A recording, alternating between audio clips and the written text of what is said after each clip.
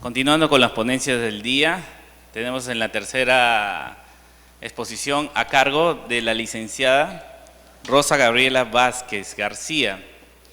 La licenciada en Enfermería egresada de la Facultad de la Universidad Nacional de la Amazonía Peruana, con especialidad en Enfermería de Emergencias y Desastres, también por la misma universidad. Es actualmente, parte del staff del Servicio de Emergencia del Hospital 3 de Salud desde 2015. Es coordinadora de emergencias, fue coordinadora de emergencias en la primera ola COVID, así también como brigadista. Pertenece al staff de ponentes del Quinto Congreso Internacional de Enfermería de Cuidados Críticos. Es coordinadora del Servicio de Emergencia del Hospital 3 de Salud Iquitos. Brindamos fuertes palmas a la licenciada, por favor.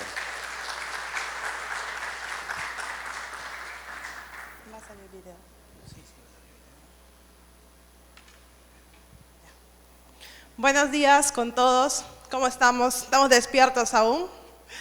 Bueno, a mí me toca un tema que también es importante. ¿Ya? Quiero agradecer al doctor Achón por la presentación, al Colegio Médico también por la invitación y a la comisión organizadora. Y darle la bienvenida a cada uno de ustedes al primer curso de emergencias y desastres, ¿no? Son 3 días de jornadas en las cuales van a haber muchísimos temas importantes para su vida profesional, para su vida cotidiana en el trabajo que realizan. Protocolos, técnicas, procedimientos correctos al momento de hacer algo en favor al paciente. Pero todo esto que empleamos para hacer bien nuestro trabajo, ¿en quién lo hacemos? Lo hacemos en un ser humano pensante, en un ser humano que siente, en un ser humano que en algún momento de su vida llega a una etapa vulnerable ante nosotros, ¿no? Y es por eso que, conversando con el doctor Achón, decíamos, ¿qué tema podríamos tocar? Y si bien todos los temas son importantes y van a tener muchos maestros durante estos 3 días que les van a aportar muchísimo conocimiento, también creo que esto era un tema muy importante y tal vez que lo estamos obviando como personal de salud. Y es el cuidado humanizado que el personal de salud que tiene que ver en emergencias y en las unidades de cuidados críticos.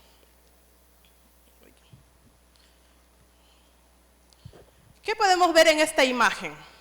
A ver, quiero que ustedes, hay que despertarnos un poquito para poder estar un poco más pilas después de las otras exposiciones, ¿no? ¿Qué podemos ver? Vemos monitores, vemos infusiones, vemos personal de salud y el que no está en nuestras áreas puede decir, wow, todo eso ustedes manejan, todo eso ustedes hacen, es increíble, ¿no? Cada uno está preparado para eso. Pero si dentro de esa imagen quitamos las personas, quitamos los monitores, quitamos las infusiones y toda la parte tecnológica que nos ayuda a salvaguardar la vida de un paciente, ¿qué queda? En esas 4 paredes de una habitación, ¿qué queda? Un paciente, un ser humano, ¿sí o no? Entonces, ¿alguna vez en el área que trabajan ustedes se han preguntado cuando ha llegado un paciente, ¿quién es? ¿Cómo se llama? ¿Tiene familia? ¿Tiene hijos? ¿Qué profesión es? Cuando está en esa situación, ¿qué siente? ¿Le duele? ¿Tiene frío? ¿Tiene miedo? Ustedes dirán, licenciada, pero si está con sedación, no puede tener miedo, no puede sentir. Recuerden que hay estudios, y bajo la experiencia también que tenemos muchos en áreas críticas, el paciente nunca deja de escuchar. ¿Ya? Es, creo que la última parte del ser humano, de la sensación que tenemos, que no se pierde. Y creo que acá hay muchos estudiantes que les invito que en algún momento cuando están evaluando a sus pacientes, cuando les permiten estar en contacto con ellos, experimenten eso. Y eso es parte de la vida cotidiana que ustedes van a ver dentro de la carrera en emergencias y desastres y también en las áreas de urgencias. Necesito un momento del señor del micrófono, que me ayudes. quiero ver desde sus ópticas qué es para ustedes un cuidado humanizado. ¿Alguien que desea participar o yo misma voy nombrando para despertarnos un poquito?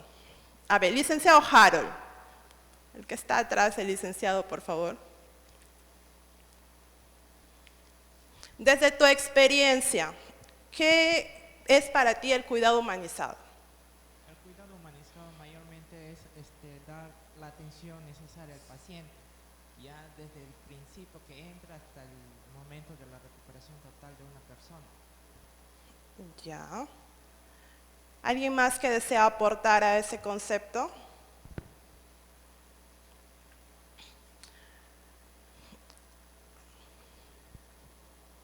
El cuidado humanizado, desde mi punto de vista, es que el paciente no es solamente una parte biológica, sino que también tiene su parte social, tiene su familia, tiene sus amigos, que están preocupados por él y que quieren que se le dé un buen trato al paciente, que tiene esos síntomas que aparecen en la diapositiva.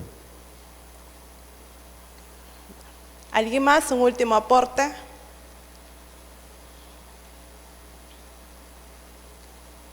Bueno, entonces, creo que cada día, cuando uno llega a su centro de labores, es tan rutinario nuestro trabajo que muchas veces nos olvidamos de esta parte, ¿no?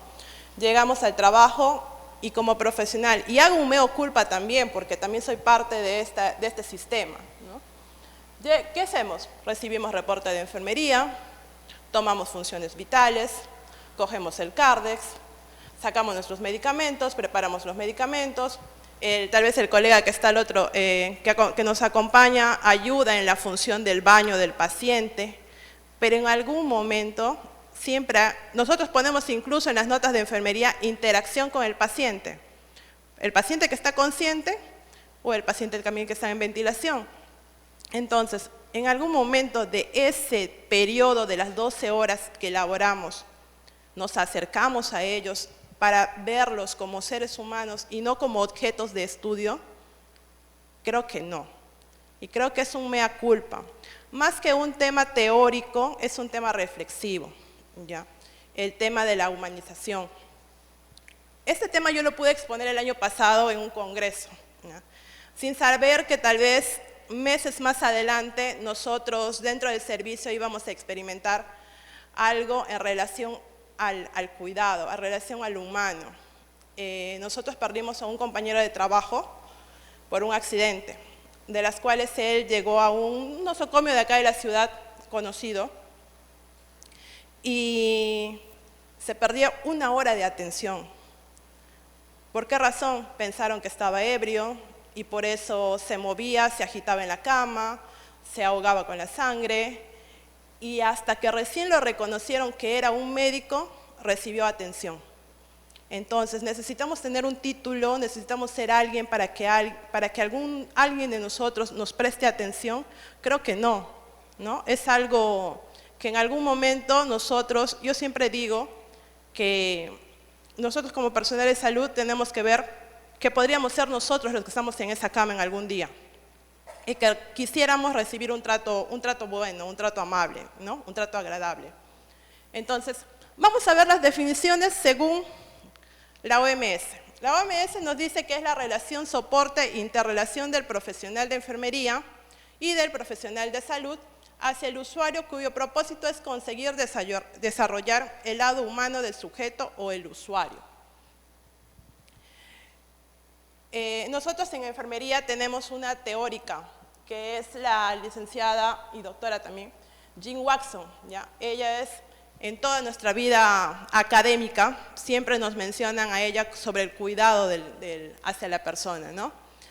Y como les decía, el año pasado que tenía una ponencia, pude conocer a una de las representantes de Jean Watson en Latinoamérica, que es la licenciada Mariana Pomar, y ella también habla mucho sobre la esencia del ser humano, la esencia del profesional de enfermería hacia el cuidado.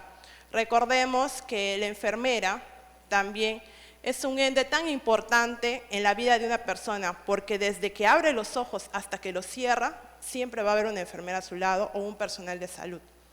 ¿Qué nos dice ella? Que el cuidado es la esencia de la enfermería. Debería estar constituido por acciones interpersonales intersujetas. ¿A qué nos referimos a esto? A la parte empática, a la parte de la comprensión, a la parte de la simpatía, a la parte de ponernos hacia el lugar que está esa persona. ¿Para qué? Para proteger, mejorar y preservar la humanidad, ayudando a la persona a hallar un significado a la enfermedad, sufrimiento, dolor y o existencia, ¿no? En todos los casos. En la teoría del cuidado interpersonal de Jim Watson nos habla que el cuidado debe ser una dimensión profunda y debe estar constituido por acciones. No es solo un conjunto de técnicas o brindar educación al paciente. Como les decía al principio, nos estamos haciendo tan rutinarios, tan metódicos en nuestra vida cotidiana de labor.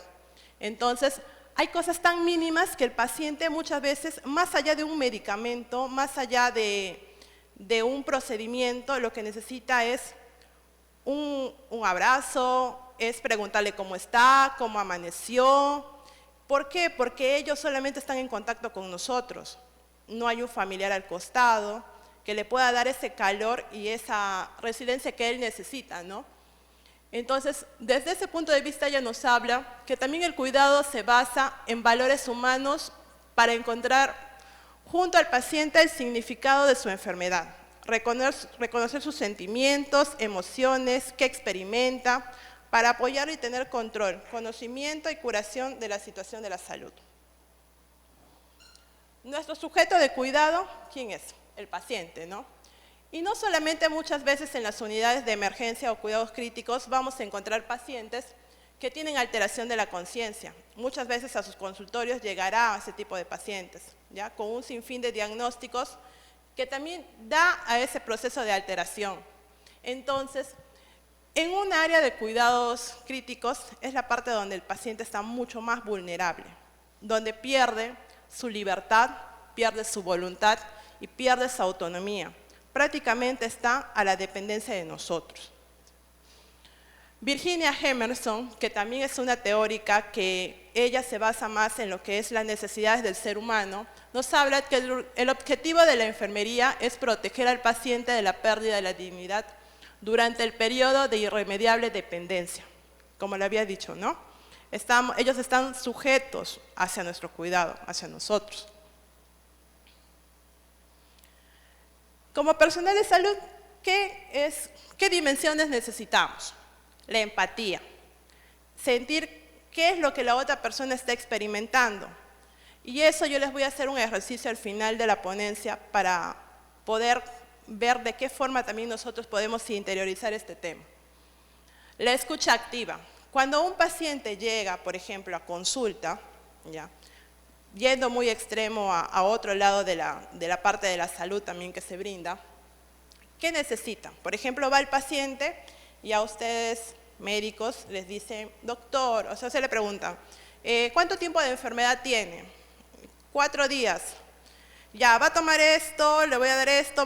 En algún momento hacen un contacto visual con él, porque el contacto visual también es muy importante. El contacto visual dice de nosotros que lo estás escuchando, porque si solamente el paciente va y les dice, doctor, tengo 4 días de enfermedad, tengo tos, solamente los estás oyendo. Entonces no estás interiorizando lo que él trata de decirte.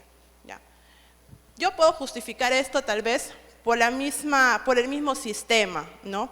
Por el tener que atender tantos pacientes al día y que nos tenemos que apurar, tal vez.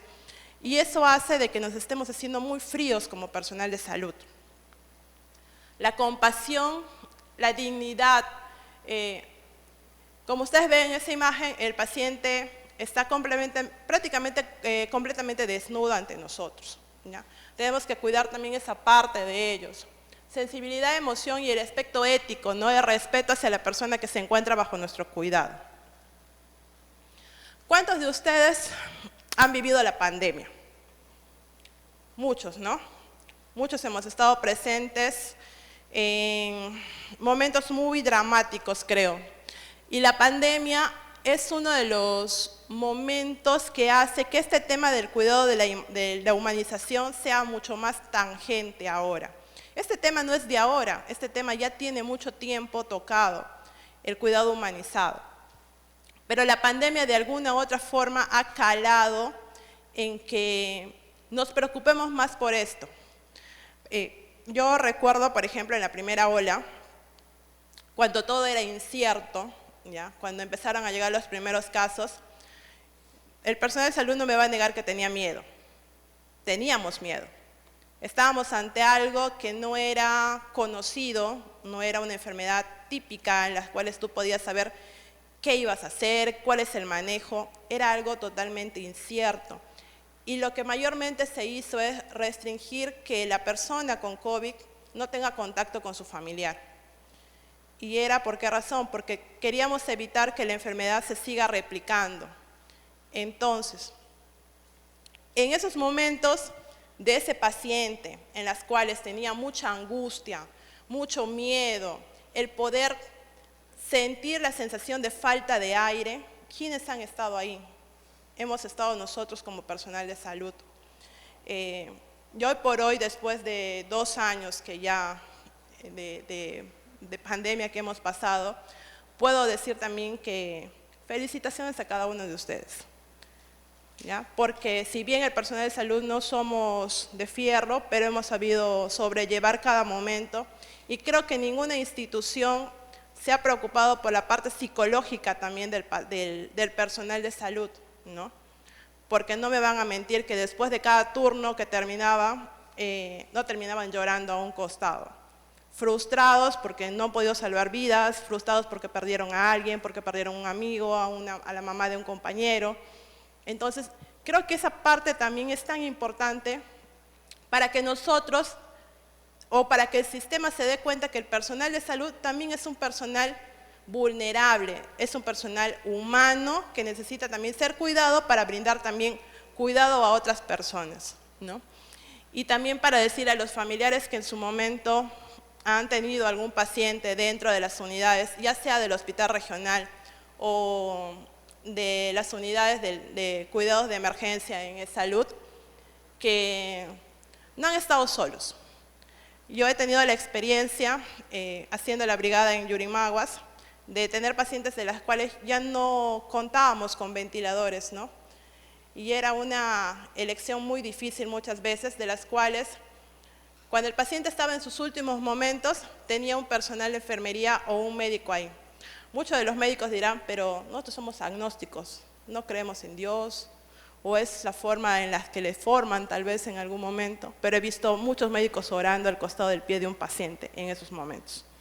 Orando, cantando y dándole la mano para que su final no sea tan triste, para que tengan la compañía y la última mirada tal vez de un personal, de una persona que no conocen, pero que les va a brindar esa calidez en ese último momento.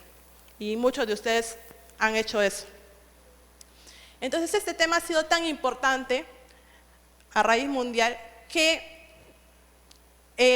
viendo sobre este tema para poder exponer el año pasado, me encontré con este médico, que es Gabriel Heras. Gabriel Heras es un médico especialista en cuidados intensivos. Él tiene un proyecto desde el 2014, él explica en una ponencia que él fue a Bolivia y se encontró con una realidad muy triste en las unidades de cuidados intensivos.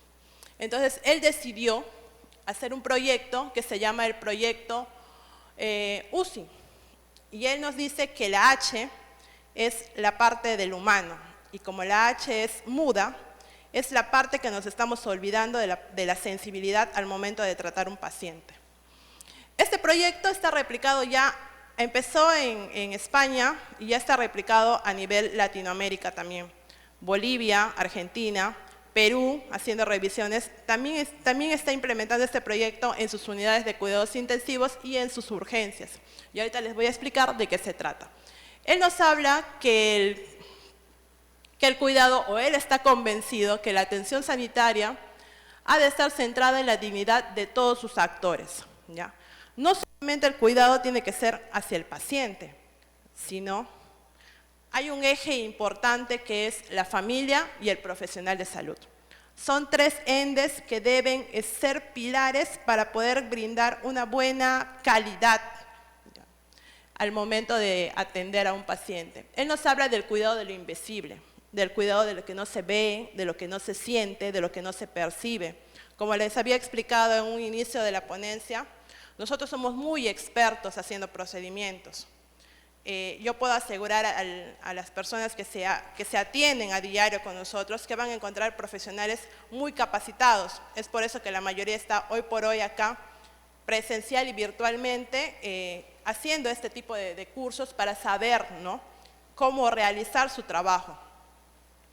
Pero la parte de lo que no se ve, del sentimiento del paciente, de lo que está experimentando, de qué es lo que está pasando con él, es una parte muy tácito o algo que se nos está olvidando y no se recalca constantemente, ¿no? Él nos habla que las líneas de investigación para este proyecto es el paciente como eje principal, la familia. En muchas de las unidades se restringe la visita del paciente o del familiar o tiene un horario comprendido de media hora o una hora, ¿ya?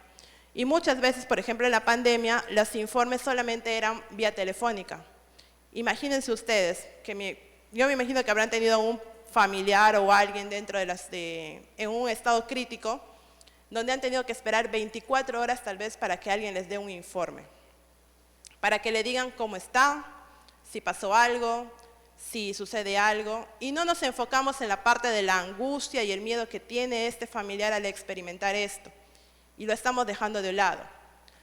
El profesional de salud, como les había dicho también, alguna institución o algún ente de donde ustedes laboran, ha hecho una investigación o han hecho algo por ustedes en relación a la parte psicológica después de haber pasado por porque ha sido un trauma para nosotros, que prácticamente nos hemos tenido que sanar poco a poco para poder seguir atendiendo a las demás personas. Entonces, de esa forma nadie se ha enfocado en el personal de salud, o no nos enfocamos. Un personal de salud que está deprimido, que está molesto, que está triste, no puede brindar una buena atención, definitivamente. Y entonces eso lo percibe el paciente, lo percibe el usuario cuando dice, esa enfermera está molesta, esa enfermera no sabe atender, ese médico es un intratable. Entonces, hay cosas dentro de la percepción también del personal de salud que tenemos que mejorar. En este proyecto de las UCIs humanizadas, nos hablan de 8 ejes, ¿ya?, de las cuales es UCI de las puertas abiertas, la comunicación, el bienestar del paciente, presencia y participación de los familiares, cuidado al personal, prevención, manejo y seguimiento del síndrome de post-UCI, infraestructuras humanizadas y cuidados al final de la vida. ¿Por qué ¿Por qué creo que es importante este tema? Porque en Iquitos hay grandes construcciones en relaciones a hospitales, ¿ya? Tenemos infraestructuras ya hechas. Tenemos el Hospital Regional, el Hospital Iquitos y tenemos el Salud, que ya tienen estructuras ya identificadas. Pero ahora que se vienen grandes construcciones, podemos hacer modificaciones en relación de cómo debe ser tratado un paciente en estos tipos de unidades, ¿no? Tal vez reestructurando un poco la infraestructura en la que tiene que estar este tipo de paciente. La UCI de puertas abiertas y presencia y participación de los familiares. ¿De qué se trata? Nos habla de la sensibilidad de los profesionales, accesibilidad y flexibilidad al momento de que ellos puedan participar y estar con el paciente. En la UCI del Hospital Salud Iquitos hubo un proyecto de mejora, ¿ya?, donde se trata de interactuar, que el paciente, el familiar, sea partícipe del cuidado de su familiar dentro de estas unidades. Los familiares ingresan a primera hora, no a ayudar al personal de salud, sino a educarse de cómo debe ser el cuidado cuando estos salgan a su casa. O cuando estén también durante el periodo de hospitalización, porque muchos van a salir de las unidades y van a ir a hospitalización para que sigan con el tratamiento. Entonces, ahí les enseñan cómo es el baño, cómo es la alimentación, cómo es la educación que tiene que recibir este paciente para que después vaya pasando por un proceso de mejora, de recuperación. Y entonces se les hace partícipes a ellos también, porque muchas veces llegan los pacientes y dicen, pero yo no sé cómo curarle, no sé cómo atender, los familiares, no sé cómo curarle, cómo atenderle, qué hacer con él. ¿Por qué? Porque no ha recibido una educación previa de nosotros como personal de salud. Entonces, para que esto funcione, tenemos que hacer partícipes a los familiares también, para que también sean ayuda para nosotros al momento de que ese paciente no tenga que regresar tan rápido a nuestras unidades para ser atendidos, ¿ya? Presencia y participación en procedimientos de cuidado, como les estaba explicando. Hay un proyecto de mejora en la UCI del hospital y creo que también debe haber un proyecto de mejora en los otros hospitales. Soporte de las necesidades de emociones psicológicas. Nosotros, enfermeros, médicos, técnicos, no somos psicólogos. Entonces hay un equipo de trabajo que tiene que estar involucrado en la recuperación de este paciente, ¿no? Y para eso está el profesional de psicología, que debería estar acompañando en este proceso, tanto al familiar, tanto al paciente en recuperación, como al personal de salud que está atendiendo. Entonces, es un equipo, tiene que estar algo conjugado en esto. Comunicación entre el equipo de trabajo, comunicación e información al familiar de lo que se le brinda. Muchas veces, cuando escucho los informes médicos, ¿no? Hablamos muy como nosotros, como lo que entendemos y no somos prácticos al momento de explicarle al familiar qué es lo que está pasando con su paciente, con su familia. Entonces ellos no entienden. Entonces hay que buscar palabras muy técnicas para poder conversar con ellos y hacerles más sensible o hacerles más entendible lo que está sucediendo con su familiar. Comunicación con el paciente. Les decía que, por ejemplo, ya, hay un paciente que está entubado, no necesariamente porque no abre los ojos o porque no te puede decir un hola, tú no le puedes decir, ¿cómo estás? ¿Cómo amaneciste? ¿Vas a salir de esto? En la pandemia hacíamos mucho esto. Por ejemplo, en mi equipo de trabajo ingresábamos y todos los pacientes estaban en pronación. Y íbamos cama por cama a decirle a los pacientes, ya, a cada uno, a palmotearles, en las piernas, en los brazos, como si estuvieras dándole ánimos, como si estuvieras animándole. Ya, tienes que salir. ¿Cuánto tiempo ya estás acá? ¿Ah? Tu familia te está esperando. No, o sea, no te podemos tener mucho tiempo acá. ¿Qué pasó? O sea, recupérate, ya sánate. Entonces, les tratábamos de motivar a los pacientes y créanme, cuando habían pacientes que salían del ventilador, por ejemplo, nos contaban su experiencia. Muchos dirán, no están con sedación, no entienden, no escuchan, no van a recordar esto. Y es cierto, muchos no lo recuerdan. Pero hay quienes te van a decir, licenciada, no sé tu nombre, pero recuerdo mucho tu voz. Y yo sé que quienes han estado conmigo y recuerdo muchas veces las cosas que me decían. Entonces, a veces no necesitamos la parte teórica, sino la parte experimental para saber que hay cosas que sí resultan, ¿no? Desde el punto de vista de la medicina, desde el punto de vista espiritual, desde el punto de vista psicológico.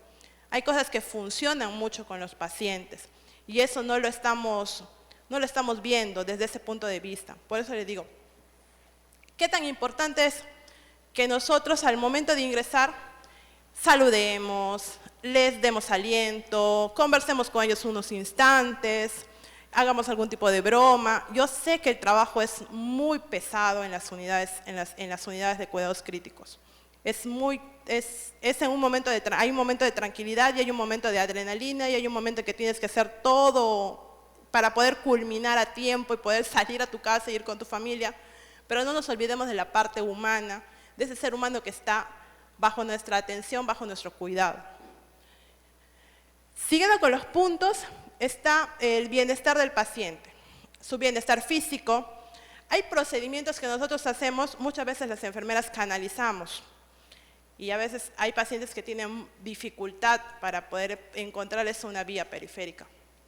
Y les picamos nuevamente. Y no es por hacerles un daño, sino es porque necesitamos conseguir una vía de acceso para poner un medicamento. Pero si no podemos, hay otros procedimientos de los cuales podemos recurrir para no poder causar más daño físico a ese paciente. El bienestar psicológico, como les había dicho, que tiene que estar acompañado. Tenemos que estar acompañados también del equipo de psicología para ese tipo de atenciones con los pacientes que tenemos ahí. Promoción de la autonomía del paciente, bienestar ambiental y descanso nocturno.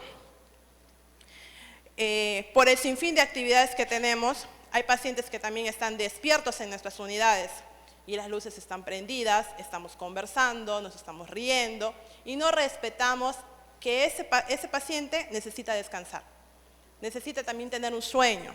Entonces no nos estamos poniendo en posiciones de ellos, ¿no? Y eso también es algo que tenemos que mejorar. Cuidado al personal, como les decía, sensibilidad sobre el síndrome del desgaste profesional y factores desencadenantes. Yo en este caso ahorita estoy asumiendo la coordinación de enfermería y creo que tenemos que ser más que endes de gestores, también tenemos que ser endes observadores de nuestro personal de salud. Quién está triste, quién está molesto, tal vez tienen un problema de salud, o están fallando en algo por alguna razón, o están faltando, o está sucediendo algo, para poder brindarles ayuda, ¿ya? Para poder ver qué es lo que sucede, para que estos también ayuden con el cuidado del paciente que tenemos en nuestras unidades. La prevención del síndrome de Burnout, que es creo que en todas las tesis y siempre se maneja este tema para ver qué es lo que está sucediendo con el personal. El síndrome post-UCI, o salida de alguna... La prevención y manejo y seguimiento, qué es lo que debe seguir que ese paciente para su recuperación. Y uno de los temas muy importantes también es el cuidado al final de la vida. En esta pasantía que pude hacer el año pasado, en esta unidad, en este sanatorio, ellos habían creado un proyecto donde, si bien el paciente ya no tiene una recuperación, pero aún sigue con nosotros y tiene un familiar que va a hacer un duelo durante ese periodo. Entonces ellos habían hecho un proyecto de las cuales era como un homenaje antes de que fallezca este familiar. Les decían al familiar de que escriban una carta como si fuera una biografía del paciente, desde el punto de vista de dónde nació, cómo fue, qué es lo que fue. Y durante esos días de duelo que se vivía internamente, ellos iban narrándole al paciente, iban diciéndole, fuiste esto, hiciste esto, como un homenaje en vida. Y ellos prendían velas durante ese periodo y acompañaban al familiar. Entonces, ¿qué pasa? A veces nosotros, el paciente está mal, ya, él está dentro de nuestras unidades y lo único que hacemos es decirle al familiar, no hay nada más que hacer, y ellos regresan a casa y cuando fallece el familiar solamente decirles, lastimosamente tu familiar ha fallecido. Y eso desde cualquier punto de vista es muy frío y muy cruel. Entonces tenemos que hacerles partícipe también a la familia de esto, de ese proceso de duelo para que sea menos la angustia de la pérdida de ese familiar. Y también creo que es tan bueno para la persona que está en esa cama, en ese cuidado ante nosotros, poder brindarles esos últimos momentos, ¿no? Que esté con la familia.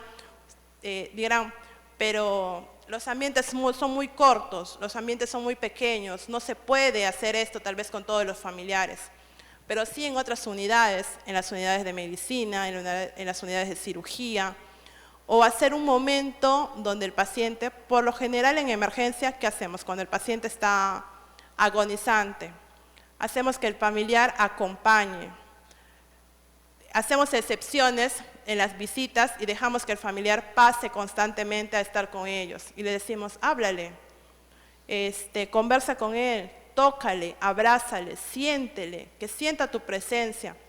Entonces es importante también para el familiar, para el paciente, antes de que suceda una etapa final, ¿no?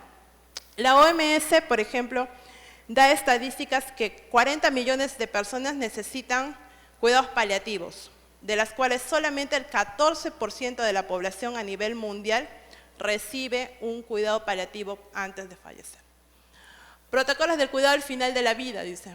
Control de síntomas físicos, desde que el paciente no tenga dolor, no experimente algo más de lo que ya está pasando en su cuerpo. Acompañamiento, el que esté el familiar con él, o alguien conocido, o alguien que tenga la necesidad de sentir. Cobertura de necesidades y preferencias, emociones y experimentos. Protocolo de limitaciones sobre cuándo hacer un RCP. Hay muchos de los familiares que se les pregunta, ¿no?, si es candidato o si van a desear, y muchos dicen que no. Y hay otros que no, y otros que se aferran al hecho de que siga ese proceso de prolongación de vida. Trabajo interdisciplinario. Y el último punto es infraestructura humanizada. La privacidad del paciente, confort ambiental para el paciente y en el área del familiar, medidas para orientar al paciente, confort en las áreas de cuidado directo y puestos de enfermería, porque también necesitamos descansar, ¿ya?, más no dormir, sino descansar. Distribución de pacientes, cuántas veces, como hacemos un sinfín de procedimientos y somos capos, pero nuestra atención más de calidez es de calidad. Y muchas veces, por ejemplo, en los tópicos, o nosotros tenemos un área de prehospitalización donde la demanda de pacientes es muy amplia. Un enfermero atiende a más de 30 pacientes, cuando la norma técnica no lo dice así. Entonces no lo cumplimos. Entonces nuestros gestores solamente están viendo la atención que le podemos dar a ese paciente, más no la calidad que le vamos a brindar al momento de atenderlo. Porque hay cosas que se nos puede pasar como todo ser humano. Habilitar espacios de jardines y patios. Por ejemplo, en este sanatorio, en la unidad de cuidados intensivos, en la cama del paciente, en el techo, tenían una ventana de vidrio, ¿ya? ¿Y para qué? Para que el paciente no tenga solamente la necesidad de sentir 4 paredes frías, sino poder ver las nubes, ver cuando anochece, ver cuando oscurece, y así está entubado. Ya tenía otro tipo de ambiente que era mucho más amable y más sociable para él. Señalización y accesibilidad para poder ingresar. Ya estoy por culminar este tema, pero quiero hacer un conjunto de todo lo que hemos hablado para que vean qué tan importante es nuestro cuidado, nuestra presencia ante la vida de otras personas. Y yo les traigo acá la experiencia de un paciente, de las cuales también encontré, de las que ella habla sobre su experiencia en una unidad de cuidados intensivos y qué es lo que necesitó, ¿no? Más allá de un objeto, más de ser alguien que era un proceso experimental para su recuperación, ella necesitaba algo y era esto.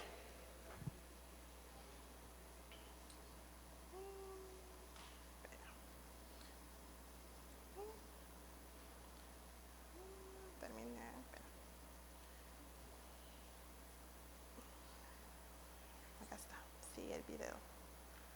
No me sale. Un momentito. Ya.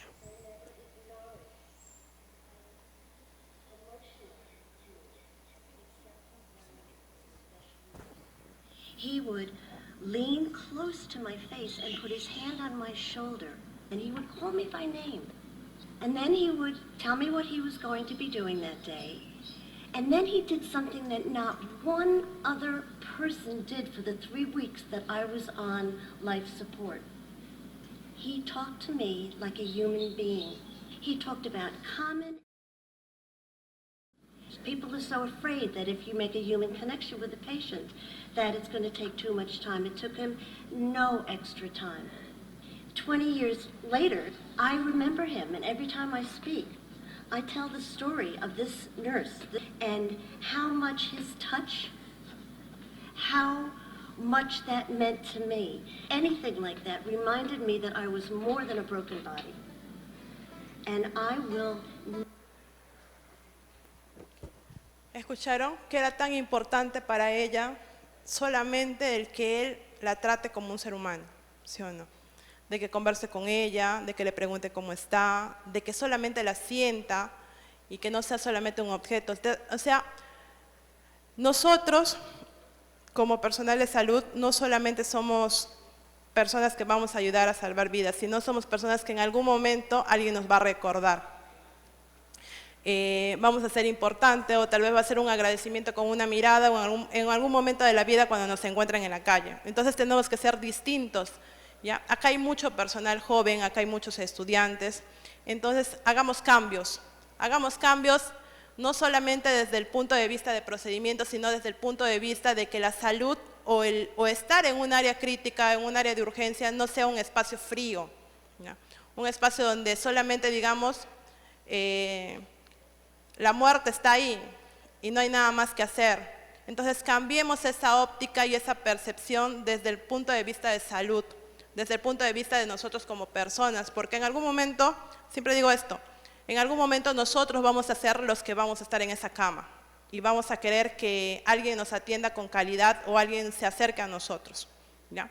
Antes de culminar, les voy a pedir algo que también lo hice allá y que también lo quiero hacer con ustedes.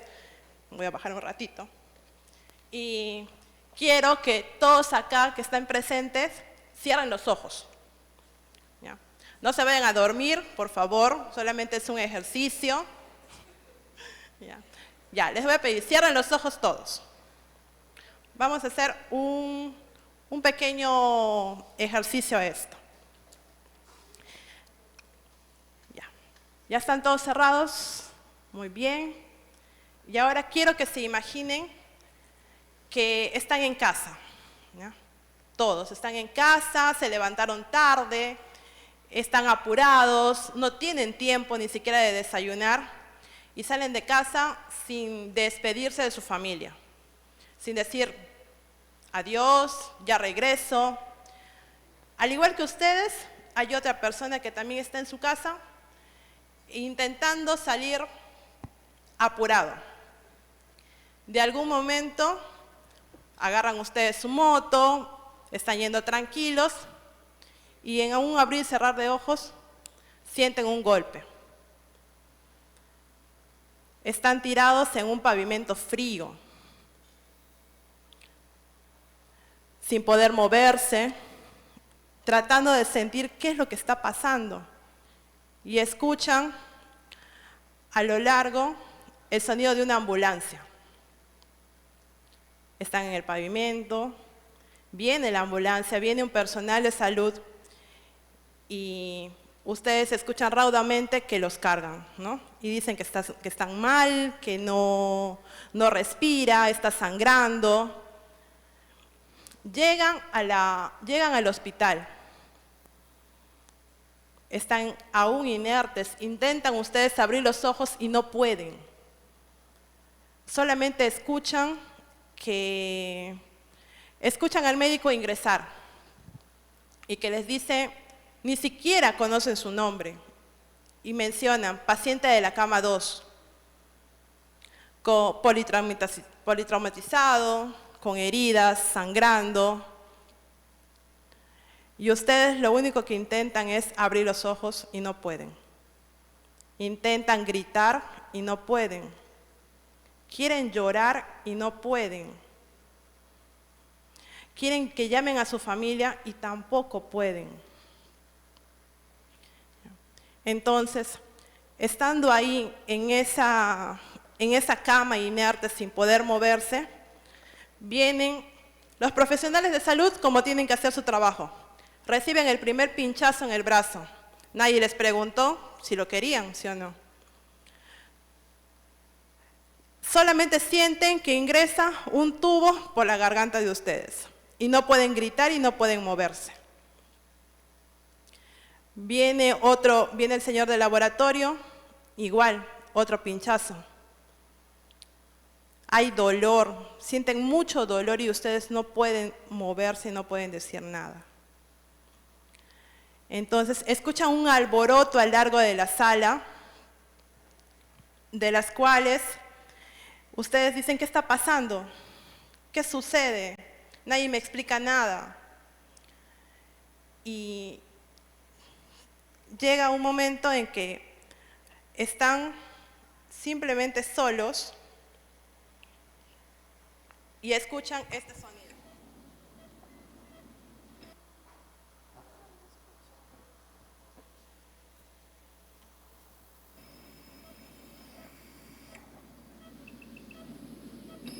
Que son los pitados de una alarma que solamente les indica de que ustedes están bajo un instrumento que les ayuda a tener vida, que es un aparato artificial.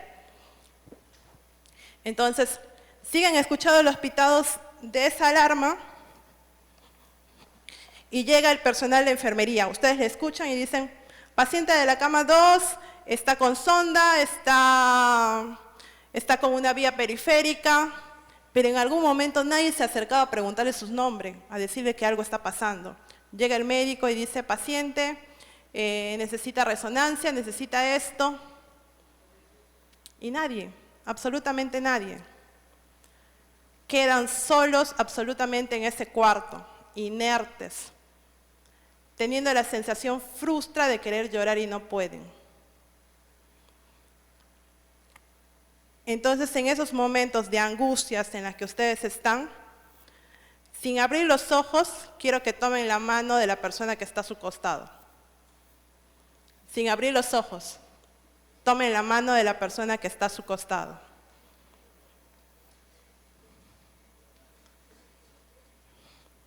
Y abran los ojos ahora. Entonces, ¿qué se siente? Se siente que alguien, una mano amiga, sin conocerte, está a tu costado y te brinda ese calor y te brinda esa necesidad de estar ahí contigo, ¿ya? Y eso es parte del mensaje y la reflexión de las cuales yo quería dar en este tema, más que un procedimiento, más que algo técnico, más que una norma, es que calemos esto en nuestro interior como personal de salud, ¿ya? Y muchas gracias. Mi nombre es Gabriela Vázquez, soy enfermera de emergencias.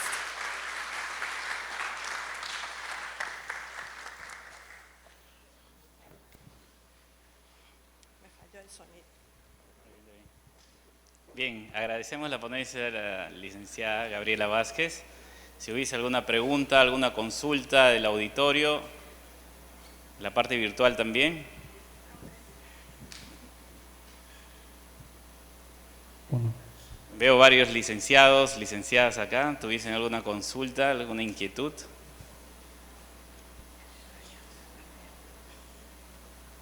Bien, bueno, parece que...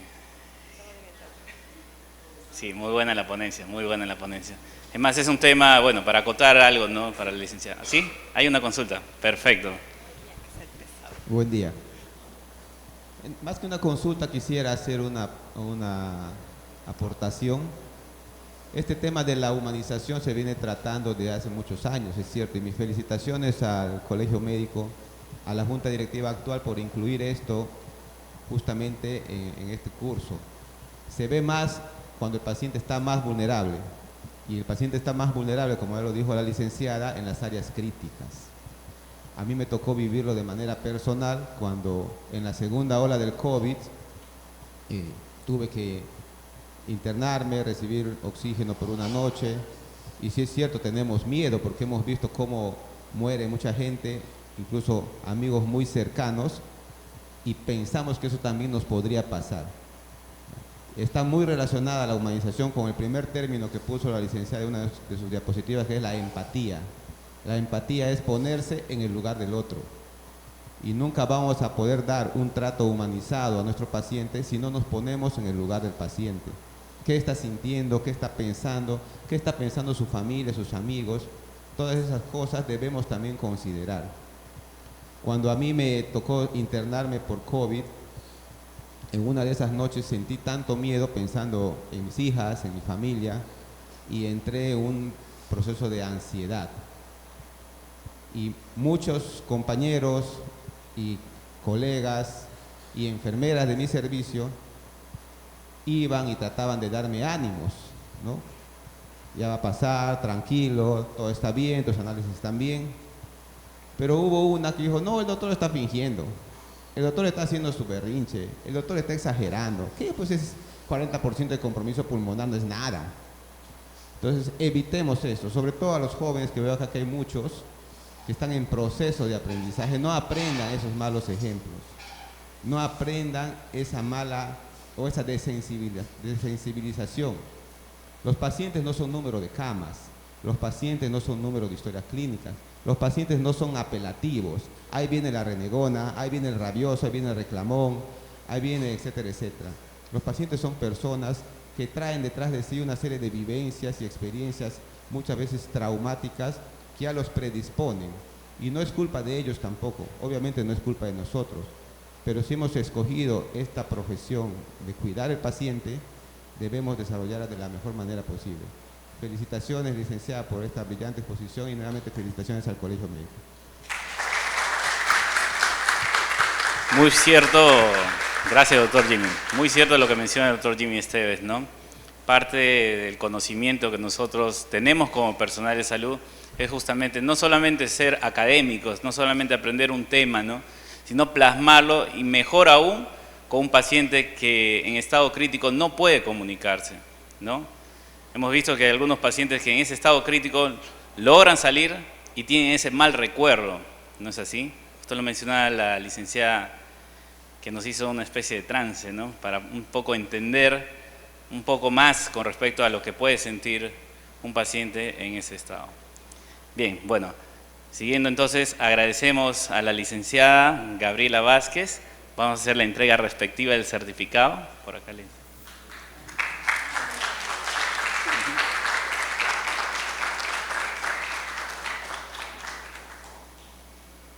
Gracias. Gracias. Gracias. Bien.